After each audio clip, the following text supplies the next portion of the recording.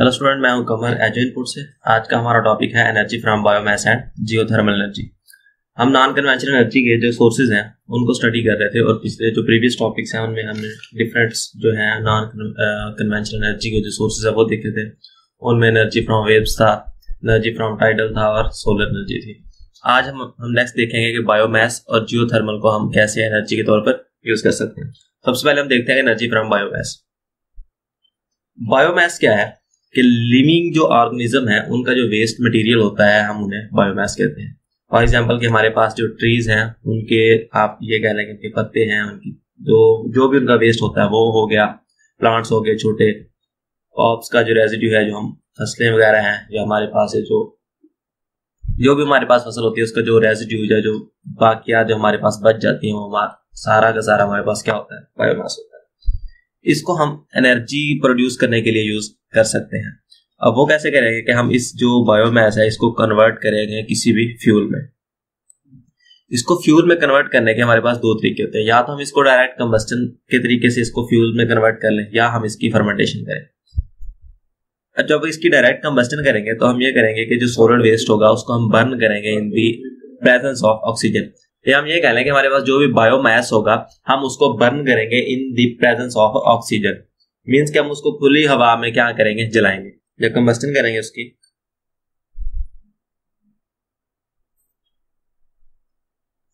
तो उससे क्या होगी, हीट प्रोड्यूस होगी। उस हीट से हम हमारा जो वाटर है उसको ये वाली हीट प्रोवाइड करेंगे और इस वाटर को कन्वर्ट करेंगे स्टीम में। और इस स्टीम से हम कोई भी टरबाइन जो है उसको रन करेंगे और ये टरबाइन हमें क्या देगी, इलेक्ट्रिसिटी देगी। मींस कि हम डायरेक्ट कंबस्टन से इस जो सॉलिड वेस्ट है हमारे पास, जो बायोमास है, जो हमारे पास लिविंग ऑर्गेनिज्म का वेस्ट है, इससे इलेक्ट्रिसिटी प्रोड्यूस कर सकते हैं। लेकिन ये हम इसे क्या करते हैं कि इसको डायरेक्ट कंबस्ट कर रहे होते हैं या हम इसको डायरेक्ट जला रहे होते हैं, जो भी है। इससे जो हीट प्रोड्यूस होगी वाटर के जो टेम्परेचर है उसको राइज करेगी, वो स्टीम में कन्वर्ट होगा, स्टीम से टरबाइन चलेगी और वो इलेक्ट्रिसिटी प्रोड्यूस करेगी। दूसरा तरीका हमारे पास ये होता है कि हम इसकी फर्मेंटेशन कर लें। अब फर्मेंटेशन क्या है कि फर्मेंटेशन हमारे पास एक बायोकेमिकल प्रोसेस है कि हमारे पास ये जो बायोमास है, ये जो वेस्ट है, हम इसकी केमिकल चेंजेस करके इसको फ्यूल में कन्वर्ट करते हैं। उसके लिए हम क्या करेंगे कि कुछ एंजाइम्स और बैक्टीरिया को यूज करेंगे in the absence of air. कि जो डायरेक्ट कंबस्टन था हम उसको इन दी प्रेजेंस ऑफ एयर कर रहे थे, कि हमारे पास जो भी हमारे पास वेस्ट मटेरियल था हम उसको ऑक्सीजन की प्रेजेंस में जला रहे थे और उसको हीट में कन्वर्ट कर रहे थे। उस हीट से हम इलेक्ट्रिसिटी प्रोड्यूस कर रहे थे। लेकिन फर्मेंटेशन में ये है कि हम क्या करेंगे कि उस जो बायो वेस्ट है हमारे पास उसमें केमिकल चेंजेस करके उसको फ्यूल में कन्वर्ट करेंगे। और इसके लिए हमें ना तो हवा बिल्कुल भी नहीं चाहिए है, तो हम क्या करेंगे, एंजाइम और बैक्टीरिया को यूज करेंगे। इसमें बेसिकली हमारे पास होता यह है कि हमारे पास एक टैंक होता है जिसे हम डाइजेस्टर कहते हैं। इस डाइजेस्टर में हम सारा जो है हमारे पास बायो वेस्ट, या यूं कह लेंगे हमारे पास इसमें एनिमल्स की जो डंग होती है, गोबर होता है, हम उसको भी यूज कर सकते हैं। हम ये सारे का सारा किस में डालेंगे, डाइजेस्टर में डालेंगे। उसमें हम डिफरेंट एंजाइम भी यूज करेंगे और बैक्टीरिया भी। अब ये डाइजेस्टर क्या करेगा कि इस जो हमारे पास जो बायोमास है उसकी जो केमिकल जो प्रॉपर्टीज है उसको चेंज करके उसको फ्यूल में कन्वर्ट करेगा। इससे हमारे पास दो किस्म का फ्यूल आएगा। एक तो हमारे पास CH4 आएगी जिसे हम बायोगैस कहते हैं। दूसरा हमारे पास आता है इथेनॉल,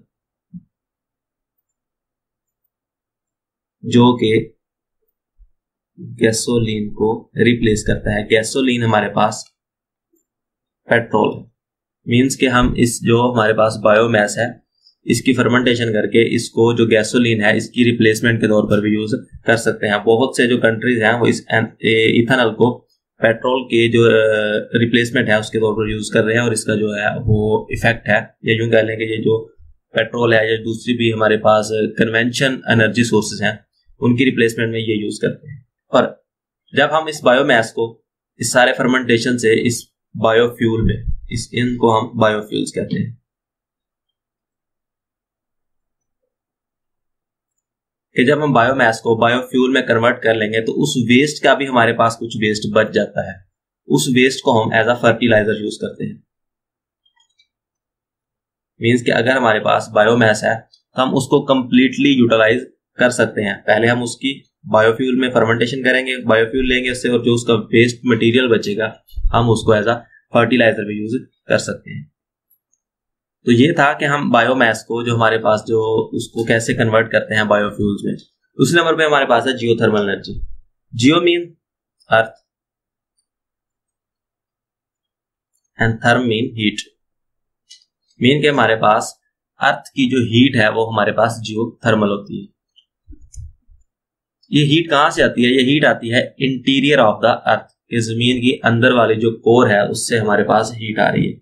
अगर ये हमारे पास हीट आ रही है तो हमें क्यों ये फील नहीं होती है? उसके लिए इसके डिफरेंट सोर्सेज होते हैं कि ये हमारे पास जो जियोथर्मल एनर्जी है वो प्रोड्यूस कैसे होती है और कैसे ऊपर आती है, या कैसे हम इसको अपनी एनर्जी पर्पज के लिए यूज कर सकते हैं। सबसे पहले रेडियोएक्टिव डिके।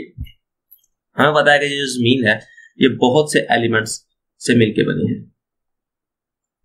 यूं कह लें कि इसकी कोर में या इसका जो क्रस्ट है उसमें बहुत से एलिमेंट्स होते हैं। इनमें ऐसे एलिमेंट्स भी हैं जो रेडियो एक्टिव हैं, जैसे यूरेनियम है हमारे पास, और जो दूसरे हैं रेडियम है, यूरेनियम है, ये सारे क्या है? Radio active elements. मीन्स कि ये रेडियो एक्टिव जो रेज हैं वो इमिट करते हैं। अब जो ये जो रेडियो एक्टिव डिके होगा जमीन के अंदर, ये जो रेडियो एक्टिव एलिमेंट्स है इनका डिके होगा, जब ये टूटेंगे तो इनसे जो क्या होगा? हीट प्रोड्यूस होगी, और ये हीट हमारे पास जियोथर्मल हीट होगी।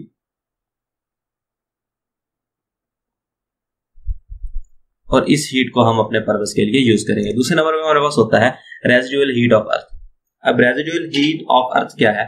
तो साइंटिस्ट का ये कहना है कि ये जो हमारी अर्थ है ये किसी दौर में सन, सूरज का एक हिस्सा था, और बिग बैंग के बाद ये उससे अलहदा होगी।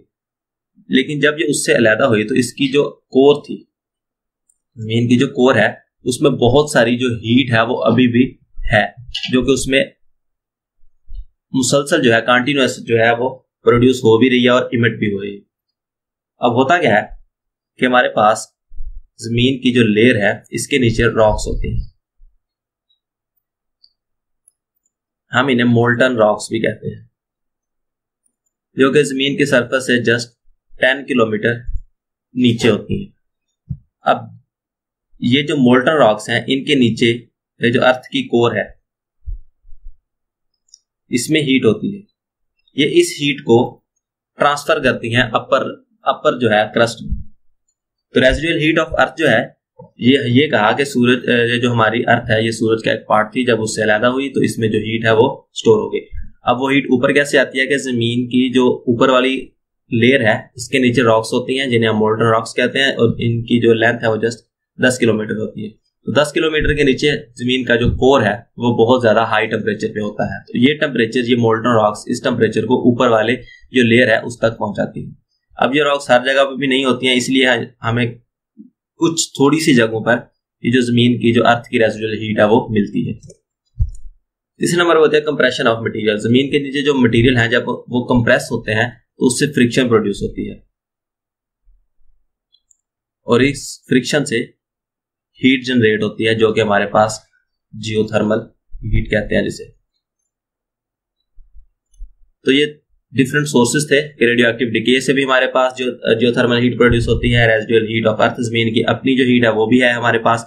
और तीसरे नंबर पे जो कंप्रेशन ऑफ मटेरियल, जमीन के नीचे जो मटेरियल है जब उनको कंप्रेस करते हैं तो उनकी फ्रिक्शन से भी हीट प्रोड्यूस होती है।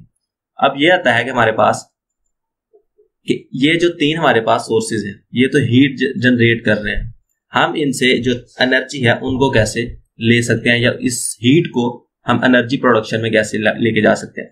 तो एक तो यह है कि हमारे पास, अगर हमारे पास जमीन के नीचे जो लेयर है, जो हॉट लेयर है, अगर वो वाटर टेबल, ये हमारे पास अर्थ है, ये इसका कोर है, यहां पे होती है हीट, यहां पे डिफरेंट रॉक्स आएंगी और यहां पर होता है वाटर टेबल। अगर तो ये जो हॉट लेयर है जिसका टेम्परेचर बहुत हाई है, ये इस वाटर टेबल के बिल्कुल करीब होंगे, तो इससे हमारे पास तीन डिफरेंट किस्म के फिनोमिना देखने को मिलते हैं। सबसे पहले हमें हॉट स्प्रिंग्स मिलती हैं। आपने देखा होगा कि जमीन पे मुख्तलिफ जगहों पर गर्म पानी के चश्मे होते हैं जिन्हें हम हॉट स्प्रिंग कहते हैं।